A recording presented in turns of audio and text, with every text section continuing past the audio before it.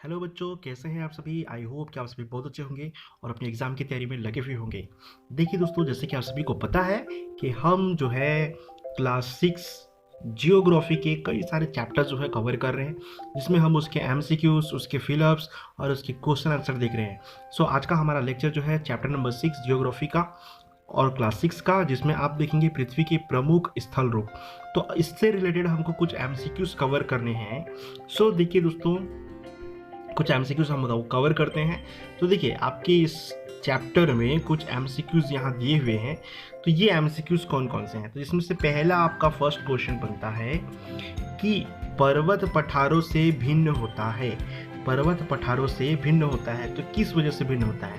तो देखिए, पर्वत कैसा होता है दोस्तों, इस तरीके से पर्वत होता है। तो पर्वत में यहाँ पे आपको क्या नजर आ रही है, यहाँ पे हाइट नजर आ रही है, ऑब्वियस सी बात है। ओके, तो पर्वत में यहाँ पे ऊंचाई है, तो यहाँ पे ऊंचाई नहीं होगी। किस प्रकार से पठारों से भिन्न होते हैं, और पठार किस तरीके से होते हैं, एक समतल भूमि होता है जिसमें उठी हुई ढाल नजर आती है। या आप बोले कि कई प्रकार के ऐसे मैदान होते हैं जहाँ पे बड़े बड़े चट्टान नजर आते हैं, जिसकी वजह से वहाँ पे ढाल नजर आती है। तो ऐसे क्षेत्रों को हम पठार कहते हैं, यानी जिसको आप इंग्लिश में प्लेटूज कहते हो और पर्वतों को माउंटेन कहते हो। तो इन दोनों में क्या डिफरेंस है, तो देखिए, ढाल और ऊंचाई तो दोनों जो है, देखिए ऊंचाई तो पर्वतों में पाई जाती है। ओके, तो पर्वत पठारों से भिन्न कैसे हैं, क्योंकि यहाँ पे देखिए पर्वतों में ऊंचाई पाई जाती है और पठारों में अब ढाल, यहाँ पे भी ढाल पाई जाती है और यहाँ पे आप देखोगे तो पठारों में भी ढाल पाई जाती है। तो इस तरीके से तो दोनों में समानता हो गई।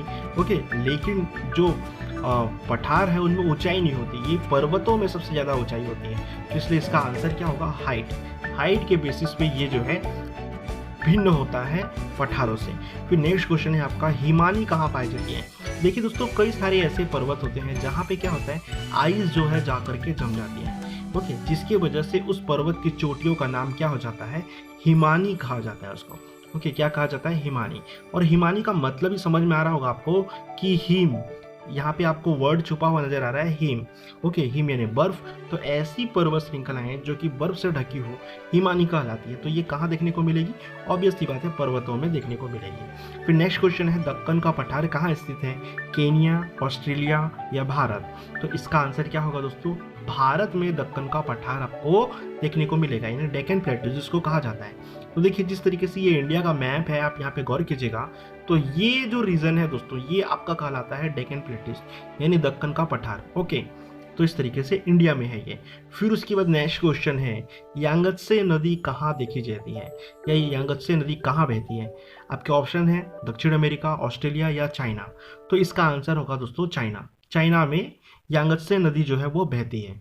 फिर नेक्स्ट क्वेश्चन है आपका कि यूरोप की एक महत्वपूर्ण पर्वत श्रृंखला कौन सी है। तो यूरोप की एक महत्वपूर्ण पर्वत श्रृंखला कौन सी, आपके ऑप्शन है एंडीज, अल्पस या रॉकीज। तो इसका आंसर होगा अल्पस। ओके, जिसको आप अल्पास के नाम से भी जानते हो, अल्पास पर्वत श्रृंखला के भी नाम से आप लोग जिसको जानते हैं। ओके, तो इस तरीके से आपकी ये कुछ एमसीक्यूज है इस चैप्टर से। होपफुली आप सभी के लिए ये हेल्पफुल होंगे, so you can take benefit of this. Okay, good luck to all of you दोस्तों।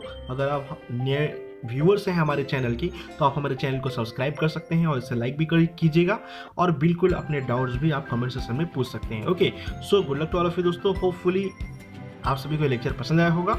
ओके, सो आप होंगे कामयाब, इस तरीके से तैयारी करते रहिए।